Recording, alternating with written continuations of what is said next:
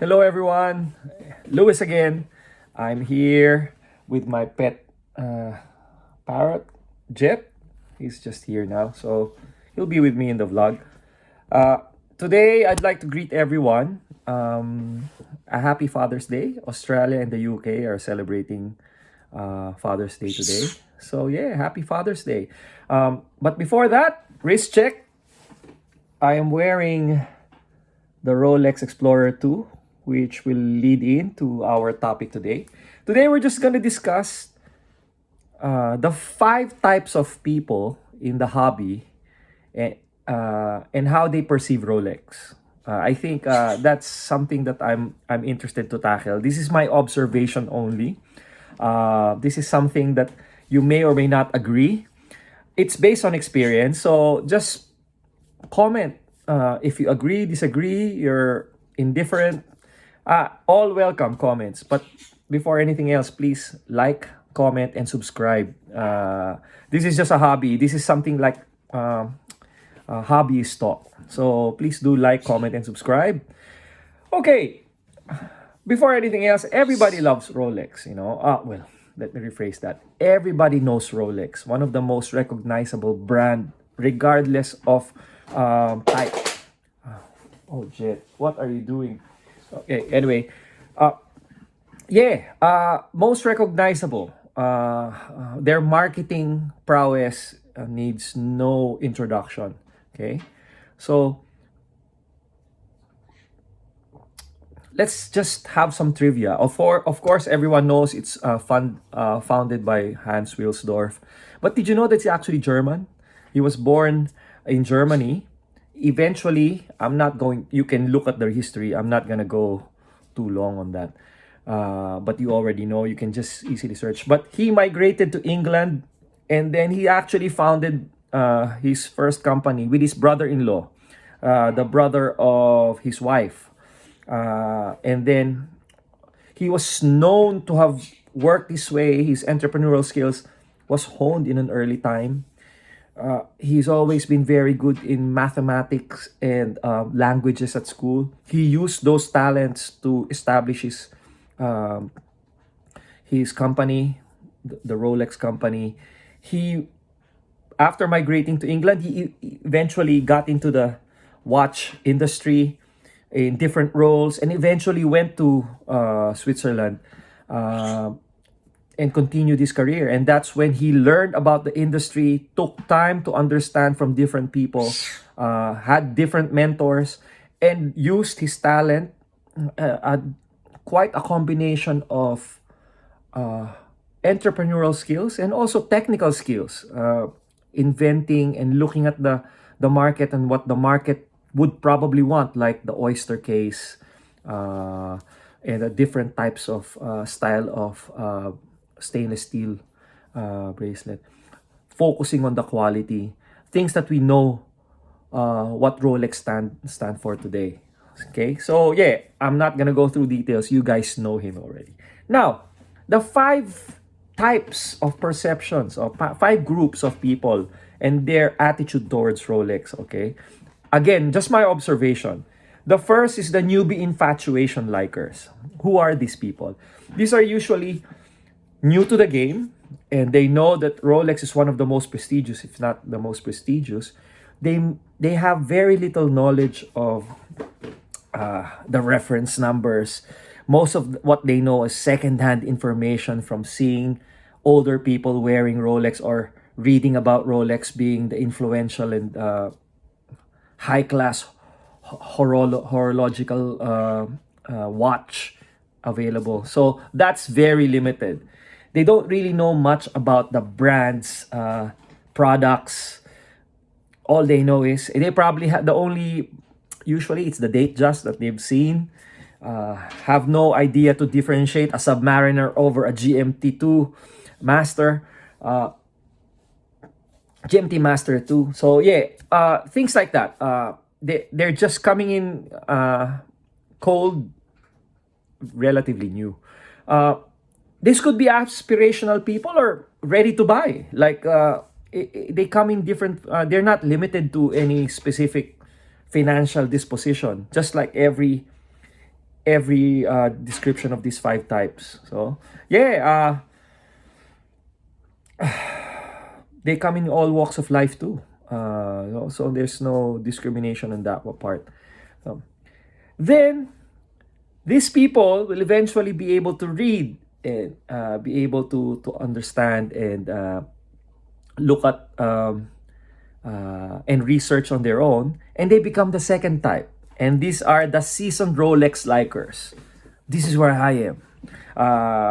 This could be overtly or covertly. This could be they're just quiet.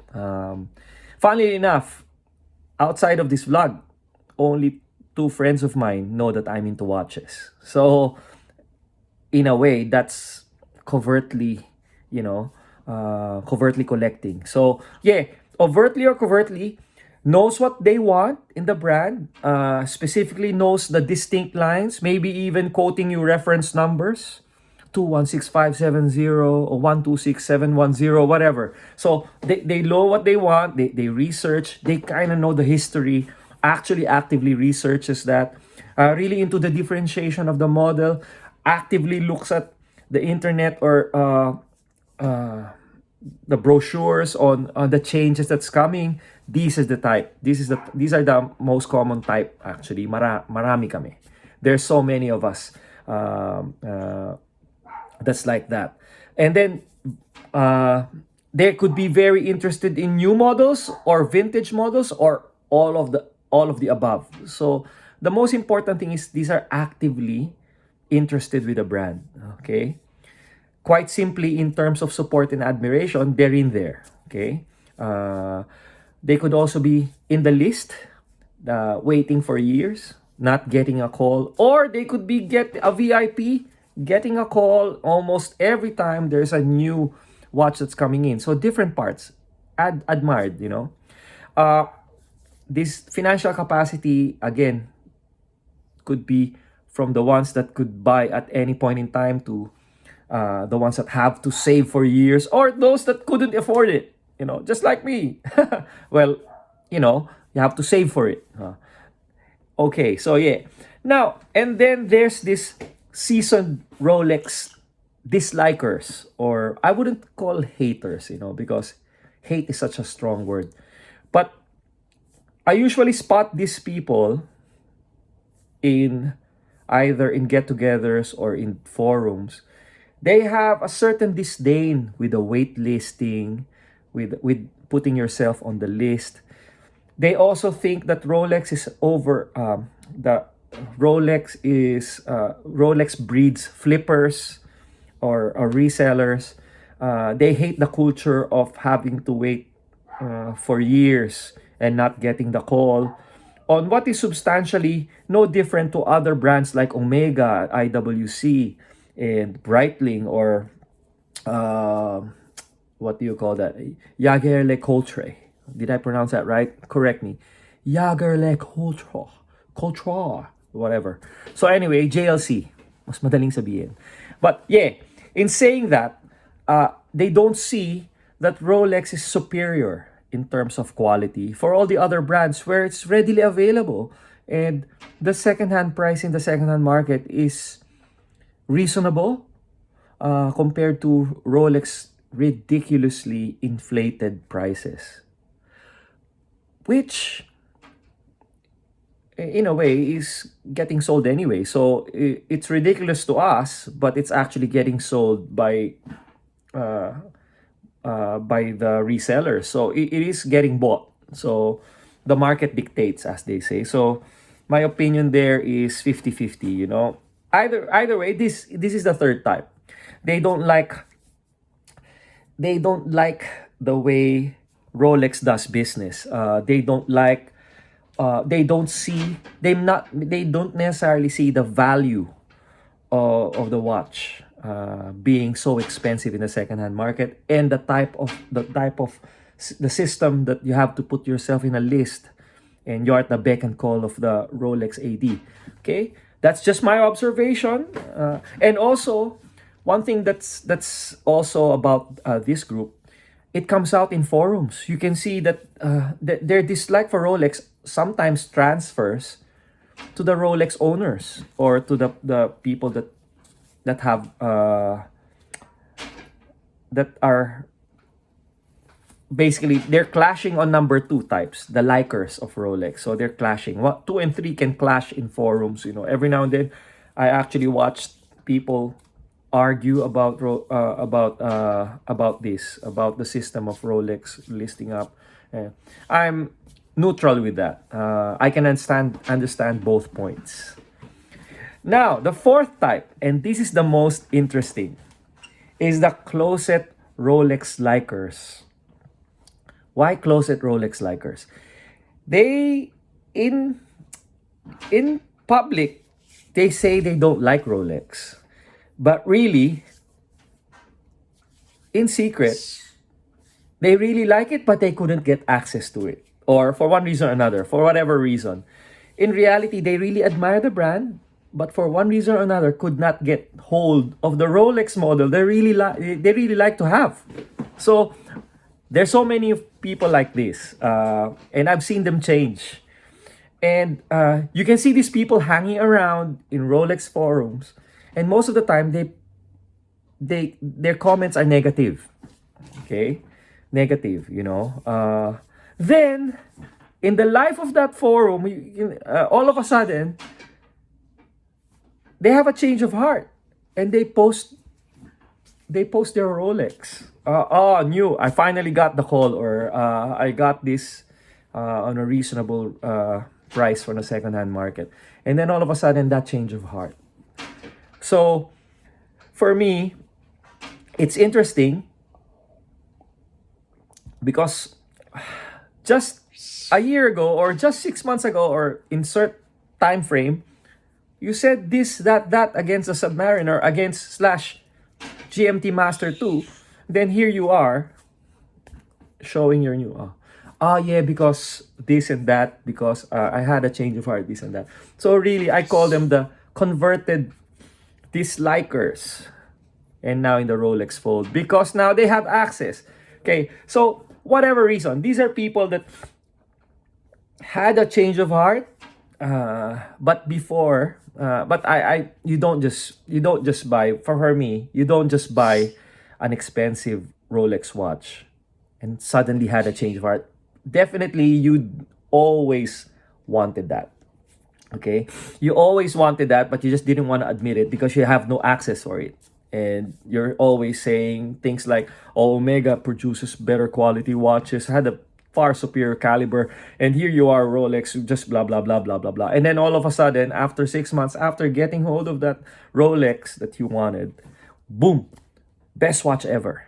So yeah, not judging, just a definite observation in forums and the like. Now, if you don't agree with me, that's fine, that's okay, and let's comment, put it on the comment, and why, what's the reason. So definitely there was a change of heart. That's the fourth type. And lastly, the fifth type that I've seen are the indifferent group, the value conscious indifferent group of hobbyists.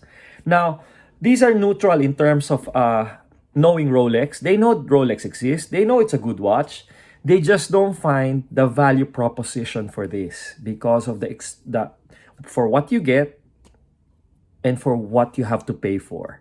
And they'd rather get like a Grand Seiko or something similar. So these are very, very cost conscious buyers, but more importantly, value conscious. They don't see the value proposition of biting the Rolex brand for its marquee, if that's the right term. So yeah, they're very practical. They usually are into whatever brand they're into, mostly Japanese, reliable, sensible, and the value proposition is high.